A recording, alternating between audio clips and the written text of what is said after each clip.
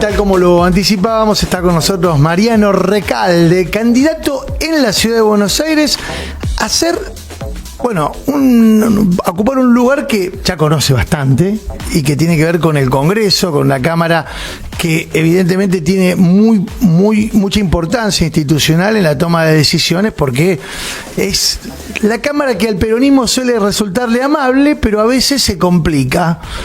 ¿Cómo te vas, Mariano? ¿Qué tal? Buenos días. Qué bueno tenerte acá. No, un placer venir. Bueno, muy lindo el estudio, además. Sí, viste, está lindo el estudio living. Es poco práctico porque pasan, entran, suben, pero es muy confortable para recibir invitados. Bueno, presentaron el otro día, arrancaron la campaña la semana pasada. ¿Con qué expectativas, Mariano? No, con mucha expectativa, sobre todo después de la elección de la provincia de Buenos Aires. Creo que hay mucho entusiasmo. La gente está empezando a ver que el voto sirve, que ir a votar sirve, que podés mandar un mensaje. Hay mucha bronca, hay mucha desesperación con lo que está pasando en la Argentina, con la gente que no llega a fin de mes, que pierde el laburo, que le cuesta, no sé, hablando con los jubilados, sobre todo. Estoy recorriendo mucho la ciudad y lo que más me conmueve es la situación de los jubilados y las jubiladas, ¿no? Las historias que me cuentan son realmente dramáticas, de que no comen a veces para comprar los remedios, que tienen que elegir qué remedio comprar, que a veces para estirar los remedios los parten la pastilla o toman 2 veces en vez de 3 por día, como le dice el médico, para que dure un poco más. Estirar la duración. Todas historias que ni hablar del que tiene que alquilar, ¿no? Que los tiene que ayudar los hijos, que le sienten vergüenza de tener que pedirle a los hijos que los ayuden. No es la vida que les prometieron, ¿no? Cuando Milei se hacía que iba a dolarizar, que iba a traer algo nuevo, trajo todo lo viejo, lo peor de la política, el ajuste más salvaje, más cruel, y lo que pasó estos días, ¿no? Es tremendo, tremendo. El mismo día que le dicen a las personas con discapacidad y al Congreso que no van a cumplir con la ley, que no van a cumplir con la Constitución, porque la verdad que el Poder Ejecutivo no tiene facultad de decir esta ley no la aplico. Ya estamos pensando en denuncias penales, estamos hablando Hablábamos con un diputado de Democracia para Siempre, con Fernando Carvajal, que además fue magistrado, que entiende bastante de leyes. Ellos están promoviendo, ¿cómo es que se llama? Moción de censura. De censura. Sí, todos los bloques estamos hablando, porque la verdad es muy grave en términos republicanos. Ya viene creciendo el desconocimiento del Poder Ejecutivo respecto a la división de poderes y sobre todo de la función que tiene el Poder Legislativo en una república. Le corresponde al Poder Legislativo dictar las leyes, eso me lo enseñaron en la primaria y creo que lo sabemos todos, no hace falta ser abogado. Y el Ejecutivo legisla por decreto, veta las leyes, no manda el presupuesto o cuando lo manda no avanza con la aprobación, o sea, gobierna prácticamente de facto. Sí, y de espaldas al Congreso, recién ese simbolismo que representó. De espaldas a la Constitución. Claro, y a la Constitución, claro. Y por eso arrancó, en su primer discurso lo hizo de espaldas al Congreso, en una actitud simbólica que adelantaba lo que finalmente hizo. Pero el mismo día que le dice que no a las personas con discapacidad, porque no hay plata y que el Congreso tiene que decir de dónde saca la plata para poder mantener mínimamente actualizadas las prestaciones y demás, decide un gasto tremendo que es quitarle las retenciones a los agroexportadores, a esas multinacionales de empresas que tienen ganancias extraordinarias. ¿Y con qué excusa además? Primero que no dicen de dónde sacar la plata, porque ese también es un gasto. Y ese gasto, en el decreto, yo lo miré, no dice vamos a sacar la plata de tal lugar. No explican qué partida. O sea, para algunas cosas se puede sacar plata de cualquier lado y no hay problema, no hay que explicarlo, pero para las personas con discapacidad no. Y la otra cosa que pensaba, finalmente, el problema de la Argentina no era tanto el déficit, que sí puede ser un problema, sino la falta de dólares. Porque fíjate, con esto van a tener más déficit.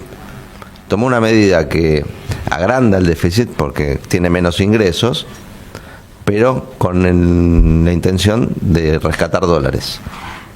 Entonces el problema es el que decía Cristina, ¿no? Claro. La falta de dólares. Sí, sí. Y este gobierno, ¿qué hace? ¿Por qué faltan dólares? Porque este gobierno los dólares los usa para dárselos a los amigos de Caputo, que se los llevan afuera, después de especular, contrayendo dólares.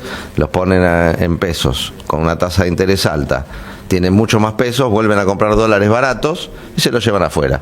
Entonces la plata de los argentinos, los dólares de los argentinos, se van afuera, se los llevan estos tipos que no producen nada, no generan trabajo, pero para sostener su jodita y sus ganancias, la Argentina se endeuda cada vez más. Y el gobierno, ¿qué hace? Cada 6 meses va al Fondo Monetario, va al Tesoro de Estados Unidos a pedir más plata, al prestamista.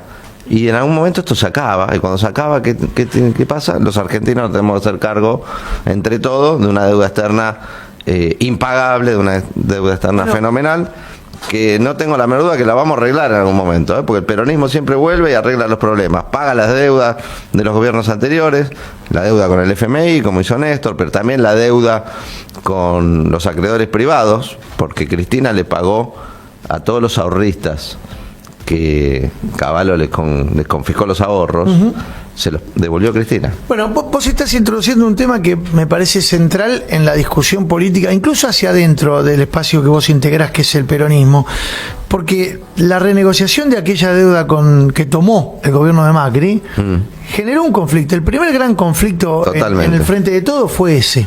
Totalmente, sí. Y entonces digo, ustedes ya tienen trabajado, debatido, discutido internamente, porque el peronismo más tarde que temprano va a volver a ser gobierno. Sí. ¿Qué hay que hacer con la deuda que está contrayendo este gobierno, aún incluso aquella que está refinanciando en términos absolutamente impagables? Puntualmente hay muchas alternativas, pero hay un consenso que ya se va generando dentro del peronismo y que tenemos claro que uno de los primeros temas que tenemos que resolver es el de la deuda externa.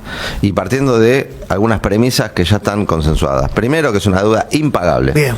No se puede pagar esta deuda. No se puede pagar, hay otras prioridades. La Argentina no tiene para pagar la desproporción de deuda que tomó Macri y después Milei. Segundo, que es una deuda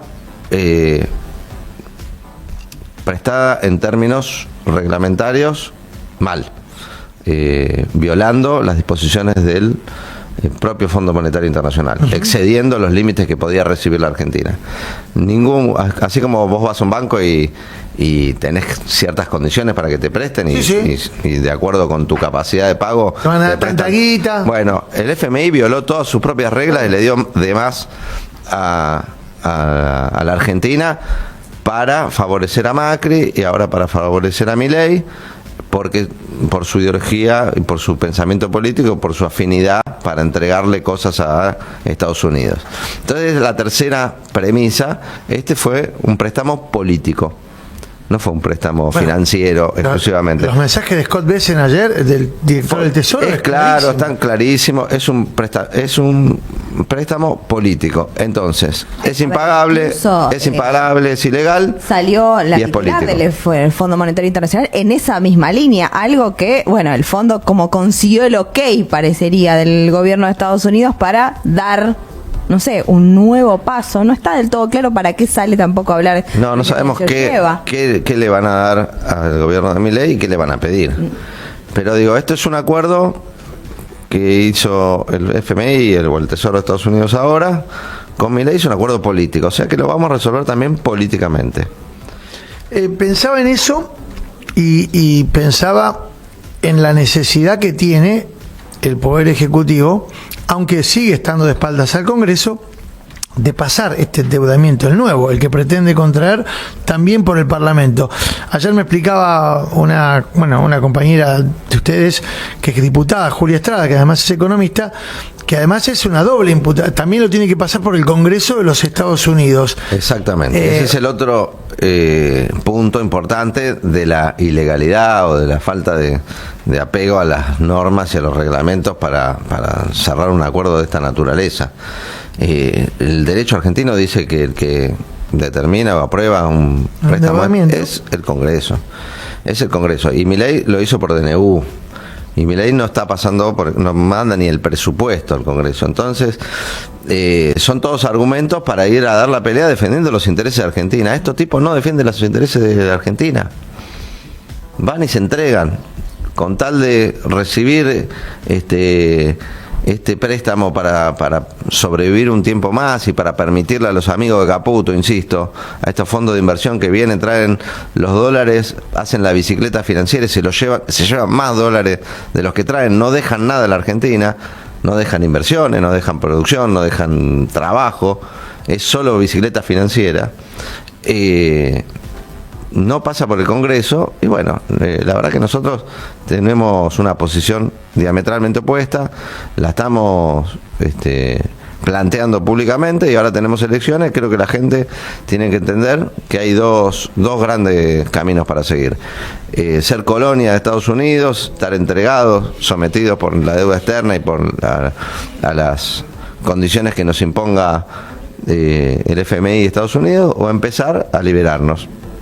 Empezar a ser patria otra vez. Ahora vamos a hablar un poco de la campaña. Te he visto también con Itaí, que es otro economista del espacio, en este caso del peronismo, que está postulándose para ir por una banca también en la ciudad de Buenos Aires, en un territorio en el que habitualmente el peronismo le suele ser esquivo, que hizo una muy buena elección legislativa, pero también debe haber expectativas respecto de la nacional. Ahora me meto en la campaña. Te vi el otro día con una gigantografía de una boleta única, porque claro, si bien los porteños ya atravesaron por la experiencia de votar con boleta única, por los cargos locales, a nivel nacional son muchos los distritos. Bueno, el mío, la provincia de Buenos Aires, por ejemplo, no votamos nunca con esto. Sí, además, en la ciudad votábamos con boleta única electrónica. Exacto. Ahora es boleta única de papel. De papel. Volvimos dentro de poco va a ser con piedra y cincel. Pero es una boleta única de papel que te da el presidente de mesa cuando llegas a votar, y te da una lapicera y tenés que hacer una cruz en cada categoría que se elige. A ver, ¿la mostramos? A ver, vamos a mostrarla. En la ciudad de Buenos Aires. Sí. Espera que necesita eso. Se eligen 2 categorías en la ciudad. Esta es la gran complejidad. Es muy sencillo, pero como nadie lo explica, sí, algunos pueden meter la pata. Se eligen senadores, sí, y diputados. Ahí está, tenés en la parte de arriba, para los que claro, se están escuchando, arriba los senadores, abajo los diputados. Y lo que no tiene esta boleta, que sí, se aprobó en el Congreso, nosotros votamos en contra, pero se aprobó, es botón o marca de boleta completa. Ah, bien. No podés votar la boleta completa, tenés que votar en cada categoría, hacer una cruz. O sea, cuando vas a votar en la Ciudad de Buenos Aires, tenés que hacer 2 cruces. Una para elegir un senador y otra para elegir un diputado. A ver, claro, son 8 las provincias que en este momento están en esa situación de tener que elegir senador, claro, aparte de diputados, claro, nacionales. Entonces, en esos casos, para esas 8 pasa en la provincias, ciudad, vale. Sí. El resto de las provincias va a tener una sola categoría, es un poco más sencillo. Exacto. Pero en la ciudad tenemos 17 partidos, exacto, que eligen senadores y diputados. Algunos no tienen candidato a senador, van solo con diputados, pero lo que yo les recomiendo, aparte, como va a ser una boleta más chica, esta es gigante, y no se ve bien las letras, los claro, números, llevar anteojos, o si no directamente buscar. Está la violeta, y la que se lo pone es la celeste y blanca, que tiene la bandera argentina. Bien. Esa es la otra que hay que votar. Si vos no te gusta cómo viene el gobierno violeta, para ponerle un freno en el Congreso, para frenar los DNU, para ponerle un límite, que Milei no pueda nombrar jueces por decreto, que no pueda vetar más las leyes, que a los salen colores de del la Congreso, patria. votá la patria celeste y blanca, claro. Está bien. Es interesante porque, en definitiva, como bien dice Mariano, el modelo de boleta que nosotros estamos exhibiendo, que después vamos a subir a las redes, es un modelo en una gigantografía, pero vas a tener alguna dificultad si no llevas los lentes. Yo, por ejemplo, yo sin los lentes, porque las caritas no se van a ver con tanta nitidez. No. Prácticamente van a pasar desapercibidas, van a ser como manchitas dentro de esa boleta. Y ahora, cuando se haga esto, ¿vos crees, digamos, la idea es que esto tenga un escrutinio más ágil o puede complicarse? Mira, yo creo que va a ser más o menos parecido. de una Vas a tener manera que estar atento a los juntaba fiscales, ¿no? los pilones de las boletas Sí. y ahora vas a tener que hacer una especie como en el truco, ¿no? Claro, Ir claro. marcando Los cuadraditos con cruzados, con una raya cruzada, Sí. para ir contando los palotes, cuántos votos hay de cada candidato. Sí. Como es la primera vez, puede ser un poco más complicado. Pero veremos, la verdad que ese es otro de los temas, que no sabemos cómo va a salir, cómo lo va a recibir la gente, si lo va a entender, si se va a olvidar de poner una cruz. Una cosa que hay que explicar también es que si vos pusiste una cruz en otro lado porque viste azul y pensaste que era Fuerza Patria y no era, o Sí. lo que fuera, ¿no? Que te confundiste. Podés avisar y Podés avisar. Salís y decís, me confundí, quiero otra boleta y te la cambian. te rompen ese y te dan otra. Exactamente. Perfecto. Así que no se preocupen si ponen mal la cruz, que se puede pedir el cambio de boleta. Hiciste una consideración genérica de por qué votar a los peronistas que se postulan en relación a lo que es el modelo. Ahora, plantate en el Senado de la Nación como senador porteño. A ese electorado porteño, ¿qué pensás proponer que específicamente tenga una afectación con la ciudad de Buenos Aires? ¿O qué le va a proponer el peronismo? Muchas cosas. Pero hay una posición general, que es la que decías vos, y que es muy importante. Esta es una elección de medio término. No se elige presidente, No. el gobierno no cambia. Lo que estamos definiendo es si el gobierno va a tener un límite, va a tener un control del Congreso, Clarísimo. o va a gobernar por decreto, va a gobernar vetando las leyes que pudiéramos proponer, y va a querer seguir gobernando de facto, olvidándose del Congreso. Esta es una elección para fortalecer el Congreso, para ponerle un límite al Poder Ejecutivo, para ponerle un control, para que funcione la República y la división de poderes. En el medio tenemos un montón de agenda que ya está en el Congreso. No es que estamos esperando a octubre o a diciembre que cambie la Cámara para avanzar.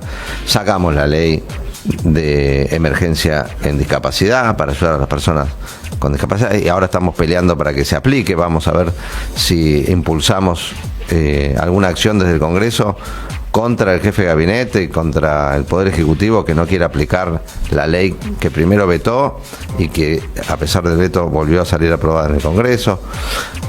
Avanzamos y sacamos la ley de emergencia en pediatría para el Garrahan, avanzamos con la ley de financiamiento universitario, avanzamos con la ley de emergencia y ayuda para Bahía Blanca con las inundaciones, todas leyes estas que te mencioné, todas vetadas por mi ley. Y tenemos una agenda para adelante, desde limitar el uso de los DNU hasta darle medicamentos gratis a los jubilados otra vez por ley, porque este gobierno se lo sacó a esto. ¿Y no se puede presentar algo Por con eso, antelación justo. a un proyecto de ley que se discuta? Lo que estamos trabajando, y ya tenemos una buena noticia, ayer la tuvimos para los jubilados de la ciudad de Buenos Aires, Ajá. porque replicamos un amparo que se hizo en Mendoza y después en Salta, que salieron favorables. Hicimos un amparo en la ciudad de Buenos Aires para que a los jubilados que le sacaron los medicamentos gratis, se los devuelvan. Y la justicia nos dio la razón. ¡Apa! ¿Esto Dio es de marcha ahora? atrás ayer. Ah, mira. Ayer la justicia resolvió en una medida cautelar que el Estado no debe aplicar las normas que dictó mi ley para trabarle el acceso a los jubilados a los medicamentos gratis. Así que vamos a estar estos días recorriendo centros jubilados, avisándole a todo el mundo cómo tiene que hacer para ir al PAMI, hacer el trámite para volver a tener los medicamentos al 100%. Es una agenda enorme la que tenemos por delante, pero necesitamos un bloque fuerte, necesitamos un bloque peronista fuerte, que es el que está dirigiendo la estrategia opositora. Por suerte logramos ahora consensos con otros bloques que nos permitieron tener más de 2 tercios. Es muy fuerte conseguir 2 tercios en ambas cámaras. Sí, Lo que está haciendo Milei es tan terrible que finalmente todos esos sectores que a veces lo acompañan, a veces no, están empezando a no acompañarlo, a pesarle más estar pegado a Milei que pegado al kirchnerismo. Viste que a la izquierda, a los radicales les cuesta. A veces todo este año y medio no acompañaban leyes que tal vez estaban de acuerdo por el hecho de que las proponía un kirchnerista. Y eso se está rompiendo. ¿Y la figura de Cristina cómo está jugando? Teniendo en cuenta que es la líder del espacio y además está proscripta por una decisión judicial que claramente la colocó en un lugar que ustedes vienen sosteniendo y buena parte de la sociedad, que es un lugar absolutamente arbitrario y poco compatible con la administración seria de justicia. Bueno, son de las cosas que venimos denunciando hace tiempo, que tiene una gravedad tremenda, que no sé si la mayoría de la gente toma conciencia, ¿no?, de cómo se va degradando la democracia. Y la detención de Cristina, la principal opositora, la presidenta del partido más importante de la Argentina, como el Partido Justicialista, opositora al gobierno de Milei, es un escándalo. Y todos sabemos que no es un fallo jurídico, que a los corruptos no los persiguen, a los corruptos no los condenan, las causas contra los verdaderos corruptos están durmiendo ahí en los cajones de Comodoro Pi, que los que juzgan son corruptos ellos, que son amigos de Macri, que está absolutamente politizado este fallo. No es un fallo judicial, es un fallo político, y tiene como consecuencia que la principal líder de oposición, que iba a ser candidata, no puede ser candidata, está detenida, está presa en su domicilio, y está en su domicilio porque hubo una movilización popular enorme. La hubieran querido meter presa, ¿sabes cómo está? Para humillarla, para mandar un mensaje no solamente a ella, sino al resto de la dirigencia política que se atreve a cuestionar al poder o a impulsar políticas populares, porque de eso se trata. Y querer disciplinar y atemorizar al resto de la política. La verdad, por suerte, somos muchos los que no nos conmueven estas amenazas, ni mucho menos. Pero es una situación que esperemos que se resuelva pronto, esperemos que cambie el gobierno, que cambie la Argentina y que podamos tener un país sin presos políticos. Mariano Recalde, candidato a senador nacional por Fuerza Patria en la ciudad de Buenos Aires, lo vas a ver en la boleta, en la lista que tiene los colores de la bandera argentina, y acompañado, en este caso, en la boleta única de papel, por Itaí Hackman, que es el primer candidato a diputado nacional del mismo espacio. Un gusto charlar con vos, Gracias Mariano. por la invitación, y no se olviden hacer las dos cruces, arriba y abajo.